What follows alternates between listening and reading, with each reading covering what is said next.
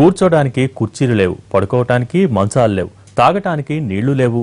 ఇది Rio Olympic village లో పరిస్థితి.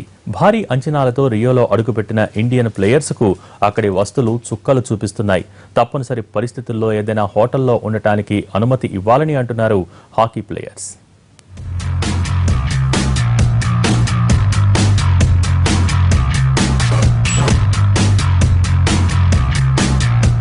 నాలుగంటే నాలుగే బీన్ బ్యాగ్లు, కూర్చున్నా పడుకున్న రిలాక్స్. అయినా అందులోనే 4 బ్యాగుల్లో సెటిల్ అయిపోతే మిగతా వాళ్లకు నేల మీదే రెస్ట్. దీంతో విడతల వారీగా వస్తువులను పంచుకుంటున్నారు ప్లేయర్లు.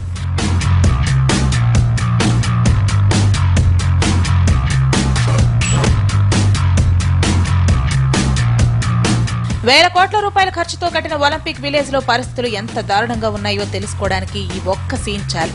ఒలింపిక్ సాధిత్యం ఇదేనని మన హాకీ ప్లేయర్లు సోషల్ మీడియాలో ఓ వీడియోను పోస్ట్ చేశారు.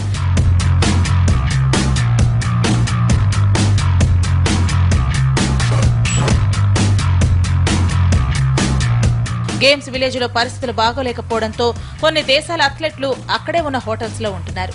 డబ్బులు లేని వాళ్లు ఎలాగోలా సర్దుకుపోతున్నారు. మన హాకీ టీం కూడా హోటల్లో వసతిని కల్పించాలని టీం మేనేజ్మెంట్ ను కోరింది.